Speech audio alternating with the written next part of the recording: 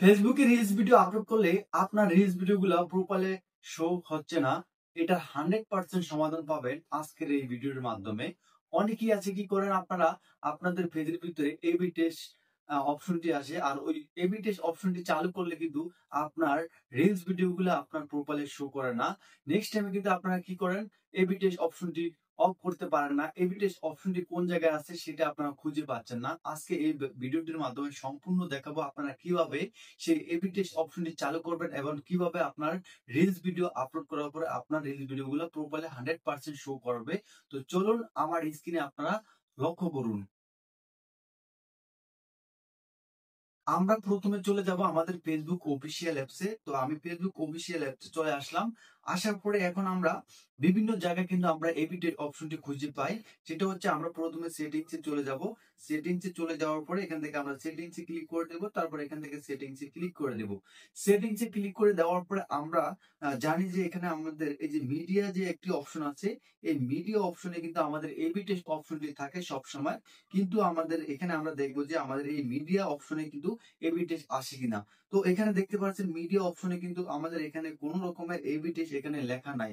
অতএব তার মানে আমরা বুঝতে পারবো যে এখান থেকে আমরা এবি টেস্ট অপশনটি কিন্তু এখান থেকে আমরা অফ করতে পারবো না। তো দ্বিতীয় নম্বর এখন যে অপশনটি দেখাবো যে আমরা কি করি, ভিডিও যখন আপলোড করি, সাপোজ আমরা এখান থেকে একটা রিলস ভিডিও আপলোড করব। তো আমি এখান থেকে একটা রিলস ভিডিও আপলোড করব, যেখান থেকে নেক্সটে ক্লিক করে দেব। যখন আমরা নেক্সটে ক্লিক করব তখন আমরা এখানেও কিন্তু একটা এডিট অপশন পাই। তো আমরা চাইলে কিন্তু এখান থেকেও কিন্তু এই ওই ভিডিও অপশন থেকে কিন্তু আমরা এই অপশনটি বন্ধ করতে পারি। কিন্তু আমরা যদি এখানে ক্লিক করি, এখানে ক্লিক করলে দেখতে পারবে শুধু এখানে কভার টেস্ট নামে একটা অপশন আছে, যেটা থেকে কিন্তু আমরা এডিট অপশনটি বন্ধ করতে পারবো না। এখানে যদি আমরা ক্লিক করি, এখানে দেখতে পারবো শুধু আমাদের যে কভার ফটোগুলো আছে এখান থেকে আমরা এইটা সিলেক্ট করতে পারবো। কিন্তু এডিট এর একটা যে সেটিংস আছে, সেই সেটিংসটা কিন্তু এখানে আমাদের নাই। তো আমরা এটা এখন কিভাবে এটা আমরা বন্ধ করবো, ওদিক দিয়ে কিন্তু আমাদের রিলস ভিডিও আপলোড করলে কিন্তু আমাদের রিলস ভিডিও গুলা কিন্তু প্রপারলি শো করে না।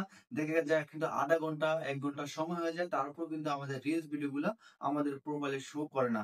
তো এখন আমাদের করণীয় কি, আপনারা এই দুটি অপশন যারা, আমি কিন্তু এ নিয়ে আরো 2টা ভিডিও দিয়েছি, কিন্তু অনেকেই আমাকে সে ভিডিওর মাধ্যমে কমেন্ট করেছেন, কিন্তু আমাদের এই দুইটি অপশনের একটি অপশনও কিন্তু আমাদের মানে পেজের ভিতরে শো করতেছে না।